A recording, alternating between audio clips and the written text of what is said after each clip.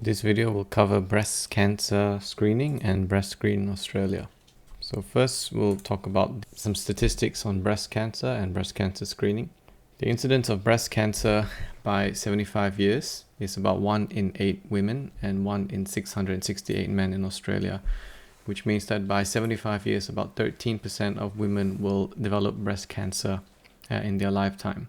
Breast cancer is the most common cause of cancer in Australian women, and it is the second most common cancer overall in Australia. It is important to note that 90% of women who develop breast cancer do not have a family history. Breast cancer is the second most common cause of cancer-related death in Australian women behind lung cancer. So not only is breast cancer very common, but it is also has a significant mortality rate. Therefore, breast cancer screening aims to reduce the mortality rate of breast cancer. The benefits of breast screening is that regular screening is the most effective method of intervention in reducing breast cancer morbidity and mortality. Since Breast Screen Australia started in 1991, the deaths from breast cancer have reduced. In 1991, there were 74 deaths per 100,000 women, and in 2020, that has come down by almost 30 to 41 deaths per 100,000 women. The 5-year breast cancer survival rate has also increased from 74% in the 1980s up to 92% in the 2010s. Breast cancer that are detected by the breast screen program in Australia had a 69% lower risk of causing death. And this is because the majority of invasive breast cancers that were detected through Breast Screen Australia were very small, defined as less than 15 millimeters, based on data in 2020. And smaller cancers have better treatment options and better outcomes. However, only 50% of women, roughly, aged 50 to 74 years, which is the age of participation of invitation to Breast Screen Australia, actually engaged in regular breast screening. And this highlights the important role that we have to play as doctors in encouraging patients to participate in a proven intervention that can reduce their risk of dying from breast cancer. However, there are risks of screening. Increased anxiety is one of them, obviously waiting for results and being unsure what the results may find. Sometimes you might have a lesion that may or may not turn out to be cancer, and that will provide anxiety to the patient in their own right. Screening also results in false negative results, which means that screening is not entirely accurate. It's pretty accurate, but there will always be some results that will slip by the cracks. And a false negative result means that the screening test tells the patient that they don't have any cancer, despite the patient actually having a breast cancer lesion. There's also the potential for overdiagnosis, which we will cover a little bit later. And here are some stats on Aboriginal and Torres Strait Islander women and breast cancer in Australia. It is the second most common cancer in Indigenous women, and Indigenous women have a lower breast screen participation rate, more than 10% lower than their non-Indigenous counterparts. And they have a higher breast cancer mortality rate of about 10 extra deaths per 100,000 women, higher compared to the non-Indigenous counterparts. Next, we'll cover Breast Screen Australia. So to be eligible for Breast Screen Australia, you have to be a female Australian woman aged from 40 to 75 plus, and you have to be asymptomatic. Those between the ages of 50 to 74 years of age will be invited directly to the program based on the electoral roll. However, women between 40 and 50, as well as women above 74, can self-enroll, but they will not be invited directly. And to do this, the patient will have to contact Breast Screen directly via online booking, which is their website, or contacting Breast Screen via phone. The screening method for Breast Screen Australia is done using a screening mammogram, and a screening mammogram is a X-ray with low-dose radiation of the breast, similar in radiation dose to a return flight from Australia to London, or about 3 months exposure to natural radiation in the environment. The International Agency for Research on Cancer provides a statement stating that there is sufficient evidence that mammography reduces breast cancer mortality in women 50 to 74 years, but there is limited evidence that mammography reduces breast cancer mortality aged 40 to 49 years. So 50 to 74, there is good, strong evidence to show that screening mammography helps, but this evidence is not as strong or as robust in the younger age group.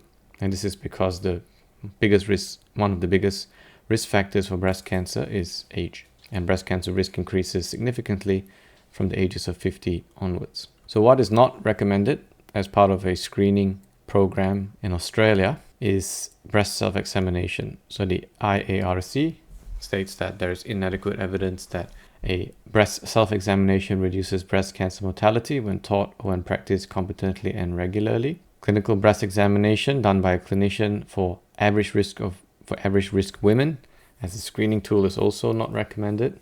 There is no evidence from trials that a screening program using a clinician breast examination is effective in reducing mortality from breast cancer, and therefore there is no recommendations possible regarding clinical breast examination, whether to recommend it or not recommend it, because there is no evidence to either encourage or discourage the clinical breast examination as a screening method for women of any age. And so basically women should discuss their individual needs and preferences with their doctor, and if they choose to prefer to do a regular breast examination with their doctor as screening, then that is not recommended for nor against.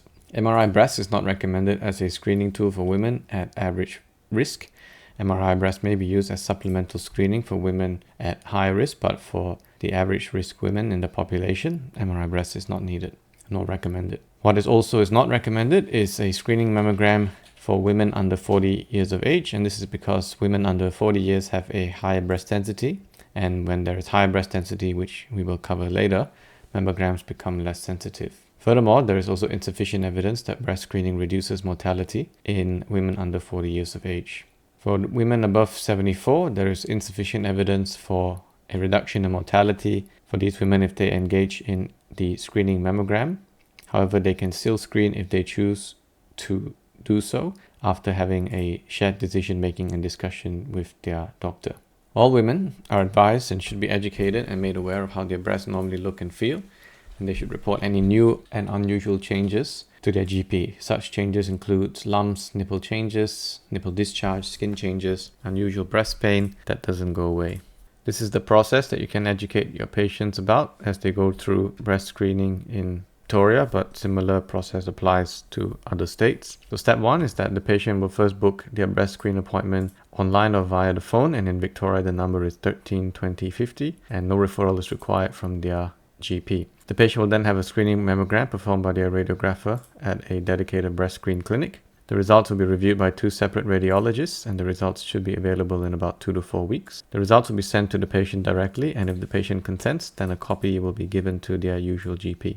If further cancer is detected, then the patient will be referred either to a specialist breast clinic to discuss treatment options or back to their GP to organize referral further on.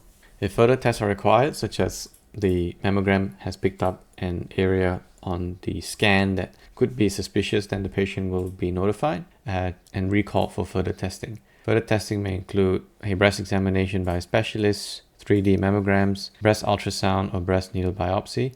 It is important to note that the majority of patients called back for further testing do not have breast cancer, although it is very understandable if they have some level of anxiety when they get notified that further tests are required. If there are no signs of breast cancer, then the patient will be re-invited to breast screen in 2 years' time. Here are some specific scenarios regarding breast cancer screening eligibility. So the first is pregnant women.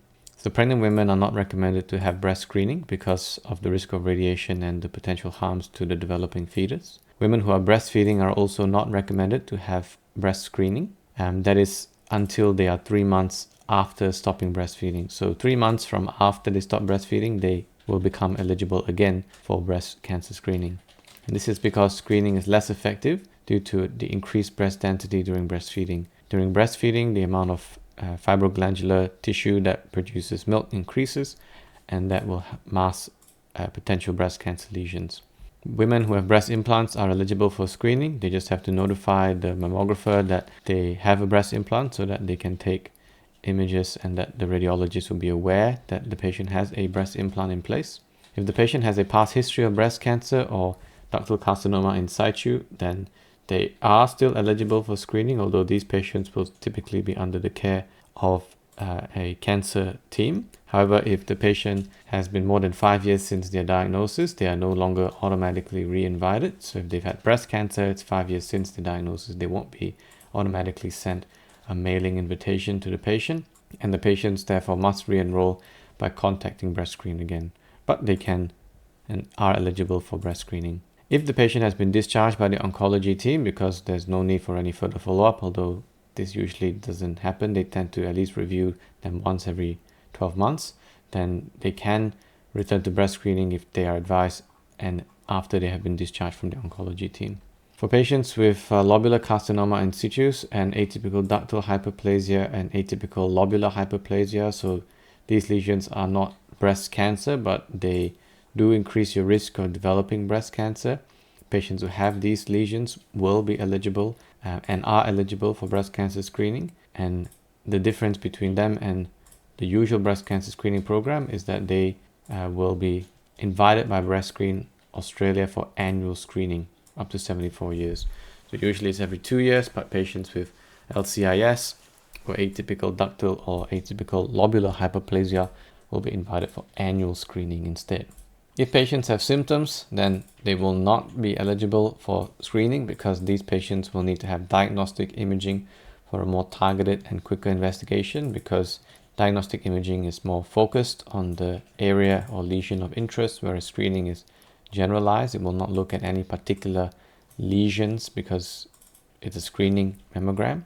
And the other drawback is that screening mammograms take a while for the results to come back, 2 to 4 weeks. And these patients need to have imaging a lot quicker than that. For patients who are trans or gender diverse, so trans women, so born biologically male but transition to becoming female, if they have taken gender affirming hormones, estrogen or progesterone for at least 5 years, then they are recommended to have a breast screen every 2 years. If they are a trans men, so biologically female at birth but transition to male, then when screening is recommended every 2 years is if they have not had top surgery. That is, these patients will still have breast tissue. If the patient has had a mastectomy, then there are no clear recommendations, but generally, if there is confirmation that the patient has had a bilateral mastectomy with no remaining breast tissue remaining, then screening is not necessary because there is no breast tissue left to screen. However, for further information, if unsure, you can refer to a breast specialist, or you can refer the patient to Rainbow Sessions, which is Breast Screen Australia's LGBTIQA+ clinic, and they can inform and provide advice to the patients accordingly. Here are some statistics when it comes to breast cancer screening and the results of the screening for the year 2024 in Australia. So in 2024, there were 291,000 total breast screens done, and of these 291,000, 15% were women entering the screening program for the first time, and the remaining 84.3% will be women who've been in the program before. If you look at women who are entering the program or having screening for the first time, most of them will be recommended to have routine screening in 2 years' time. That is, there's no problem, no issue found, so come back and screen in 2 years' time. There are 12.5% that will be recalled for assessment, and of these 12.5%, 90% will have no cancer detected. So again, highlighting the message that Breast Screen Australia is promoting, that the majority of women who are recalled for further testing do not have breast cancer. But there are 8.3% of these women where breast cancer will be detected. And of the breast cancers that are detected for women in first round screening mammograms, 75% are invasive and 24% will be in situ. For women who are having subsequent screening, so they've been in the screening program before, there's even a lower number that are recalled for further testing. So usually if you've had a screening done before and that has been normal and you screen again, the chances of you being recalled for screening is much lower than if it was your first time screening. So 95% compared to 87% for subsequent screening versus first round screening will be recommended to have routine rescreening in 2 years. Of the 4.5% that are recalled for assessment, 18% will have breast cancer detected, and the remaining will not have any cancer detected.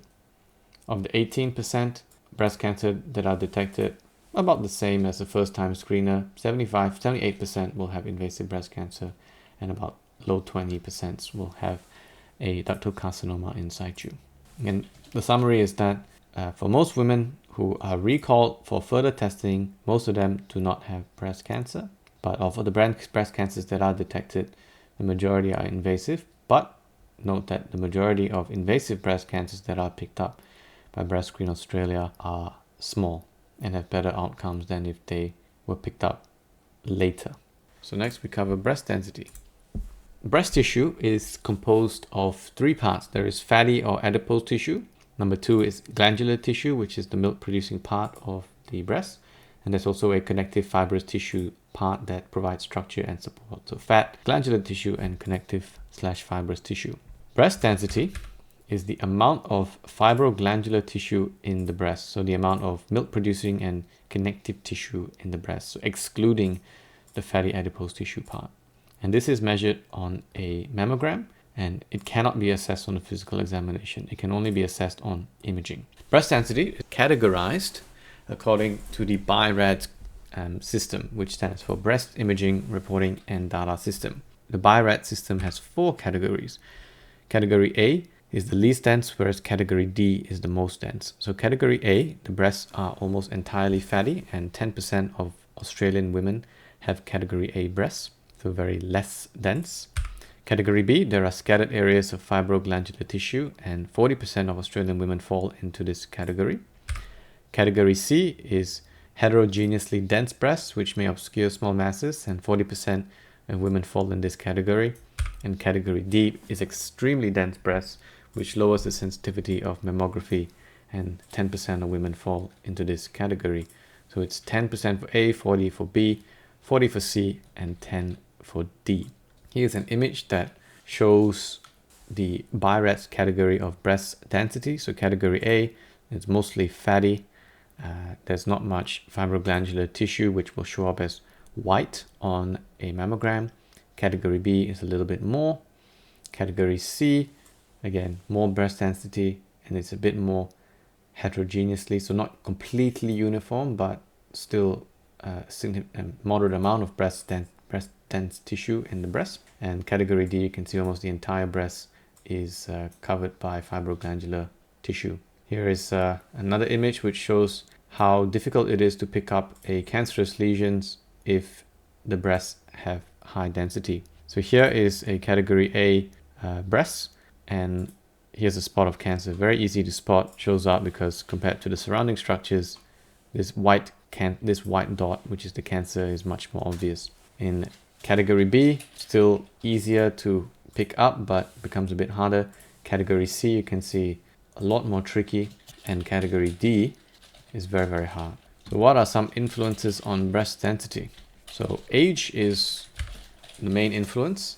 Breast density decreases with age, especially after menopause. That is, as we age, the breast becomes more and more fatty, which makes sense because as you age, you don't need to breastfeed because the chances of being pregnant is lower, and so the breast tissue, the fibroglandular component of the breast tissue will involute. BMI. So the lower the BMI, this is associated with a higher breast density. So if you have a higher BMI, then usually you will have more fatty tissue, and this is the same when it comes to the breast. A higher BMI means more fat, which means a lower breast density. Patients taking hormonal therapy or menopause therapy, including combined contraceptives, have increased breast density, and this is because female sex hormones, estrogen and progesterone, stimulate fibroglandular tissue production in breast tissue.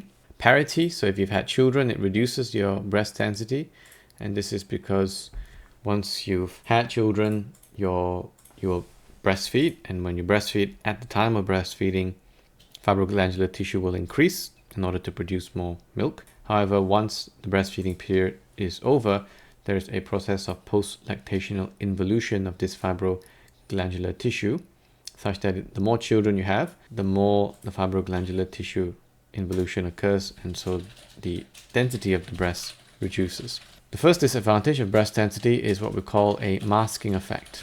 So both breast density and breast cancer appear white on mammogram, and this increases the false negative rate of a mammogram. It reduces the sensitivity, which is the percentage of women with breast cancer that are correctly identified as having breast cancer on the test. A test that has a low sensitivity will miss patients with breast cancer. They will tell patients that they don't have breast cancer even if they do. For BI-RADS category A or B, there is a 90% sensitivity on mammogram. So 9 out of 10 patients with breast cancer will be correctly identified as having breast cancer on the screening mammogram, or they will not have breast cancer missed on a mammogram. This sensitivity reduces to 84% for BI-RADS-C and 64% to BI-RADS-D, which is just under 2/3. The second disadvantage of breast density is that it increases breast cancer risk. So BI-RADS-B is the general population risk. BI-RADS-C, there is a 1.6 times higher risk than a BI-RADS-B women with BI-RADS-B. BI-RADS-D, the risk increases even further to 2.6 times more higher risk than BI-RADS-B. And so the recommendations, so what do we do with breast density? There are no clear guidelines for optimal screening for women with high breast density, and every woman of every breast density should still have the 2D mammogram with breast screen every 2 years at least, and this still remains the imaging modality of choice for a population-based breast cancer screening for women of all breast densities. For women with BI-RADS-D, those who are average risk, you can and should discuss supplemental imaging with them, and that is with either contrast enhanced mammography or MRI. Other options for supplemental imaging for women with BI-RADS-D breast density is digital breast tomosynthesis, also known as 3D mammograms, a bit more accurate than 2D mammograms, which are used for screening, or breast ultrasounds. But these are less sensitive and they have a higher false positive rate than contrast enhanced mammography and MRI. And so if the patient would like to proceed with supplemental imaging, then contrast enhanced mammography and MRI is preferred. For patients with moderate risk, and again we will cover average, moderate and high risk later on, which is based on family history, we calculate breast cancer risk using a validated breast cancer risk assessment tool which incorporates breast density. So if a patient has BI-RADS-D breast density breast tissue and they fall in the moderate risk category for family history, then you want to use the iPrevent calculator to give you a more formal percentage number as to their breast cancer risk. iPrevent will spit out two numbers. It will spit out the residual lifetime risk, which is the risk of a patient developing breast cancer in their remaining life. And they also provide a 10-year absolute risk estimate. If using iPrevent, a patient with moderate risk has a lifetime risk of more than 30% or a 10-year absolute risk estimate of more than 5%, then we should refer them to a specialist for an MBS-funded MRI. And we will go through the criteria for the MRI to be Medicare rebatable later. However, if their lifetime risk is less than 30% or their 10-year absolute risk estimate is less than 5%, then we can still offer these women supplemental imaging. However, these will not be Medicare funded. And I don't believe that contrast enhanced mammography is Medicare funded anyways. There may be some exceptions that apply, but by and large, CEM is not Medicare rebatable. Patients with high risk, we should refer them to a familial cancer service, and we will talk about what average, moderate, and high risk means later on. For women with BI-RADS-C, so not BI-RADS-D, then for average risk, there is no extra recommendation to consider supplemental imaging. These women should just continue to participate in the normal breast cancer screening program. For women at moderate risk with BI-RADS-C, you can consider using a risk assessment tool such as iPrevent to consider if they need supplemental imaging. And for these women, you should consider supplemental imaging if the iPrevent tool suggests that they need it. For high risk, it's exactly the same as BI-RADS-D.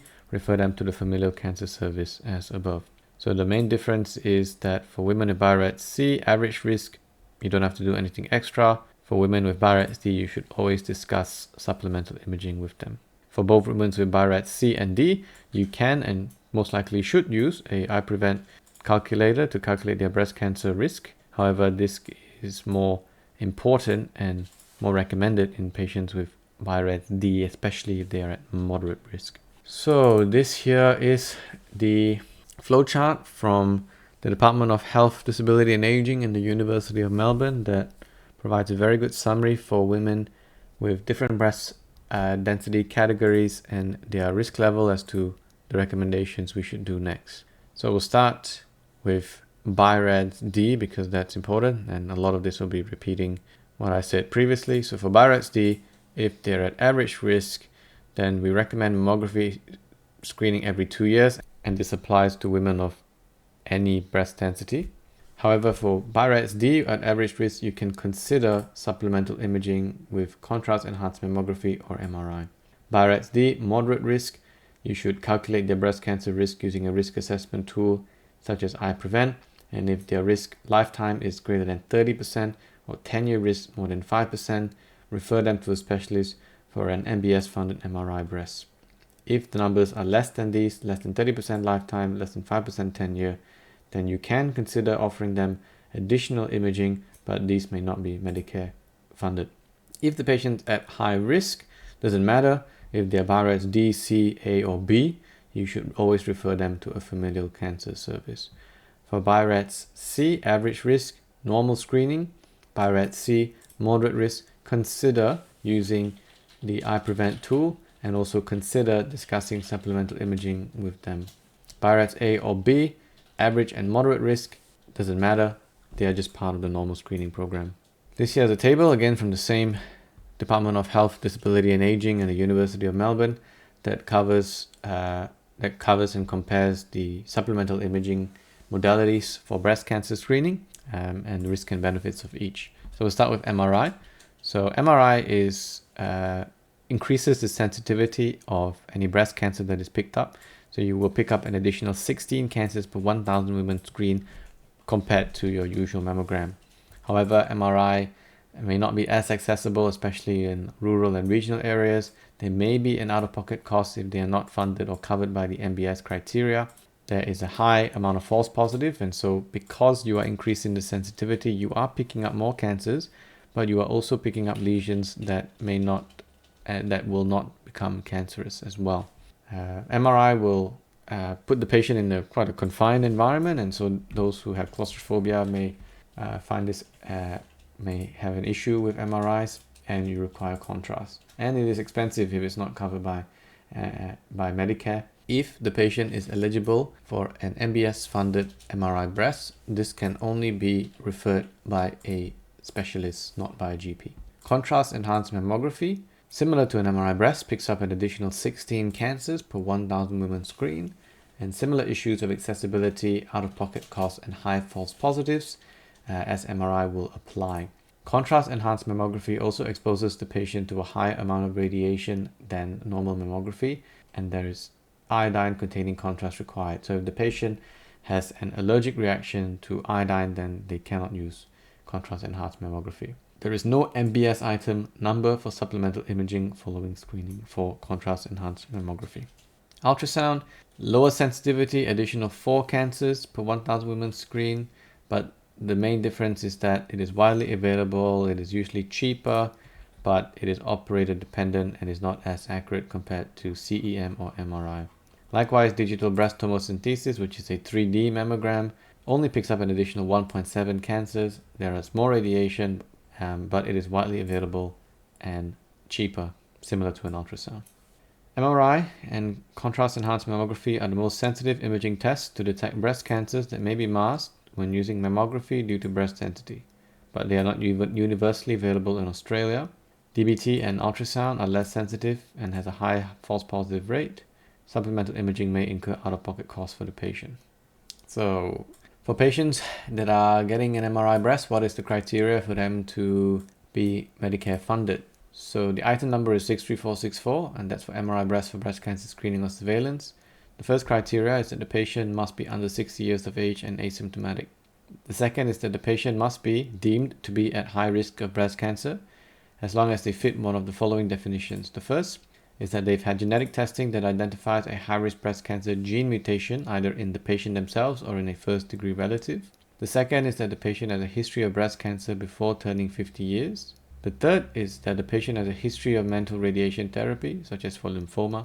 And the fourth has 2 parts. They either have a first or second-degree relative with breast cancer 45 years or younger, and they have another separate first or second-degree relative on the same side of the family with bone or soft tissue sarcoma at 45 years or younger. And the last criteria is that the patient has a lifetime risk of greater than 30% or a 10-year absolute risk of greater than 5% using a clinically relevant risk calculator such as iPrevent. So there are 5 different ways that a patient can be deemed to be at high risk of breast cancer to meet the criteria for an MBS-funded MRI breast.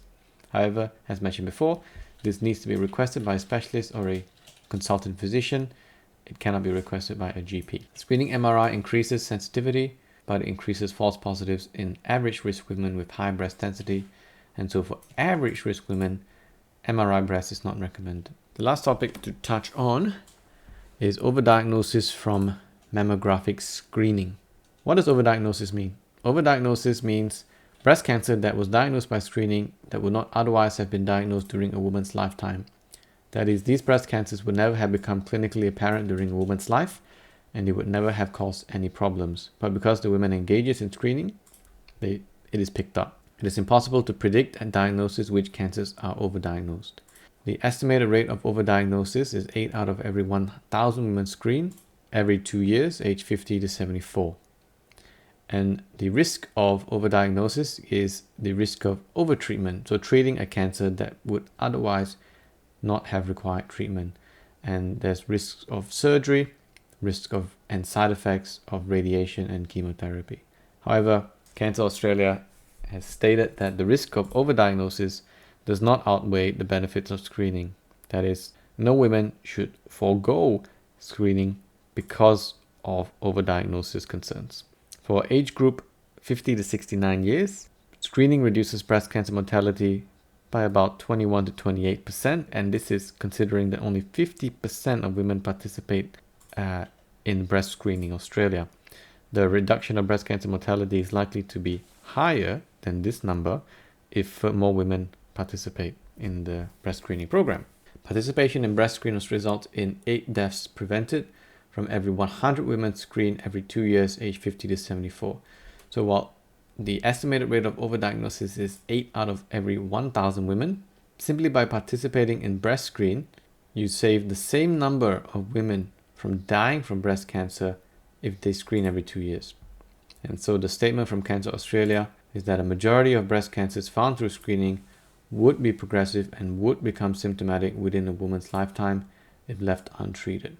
And so if you really think about it, 8 out of every 1,000 women, that's the rate of overdiagnosis, means that the remaining cancers that are diagnosed are all clinically relevant and needed treatment. Otherwise, it would have caused significant problems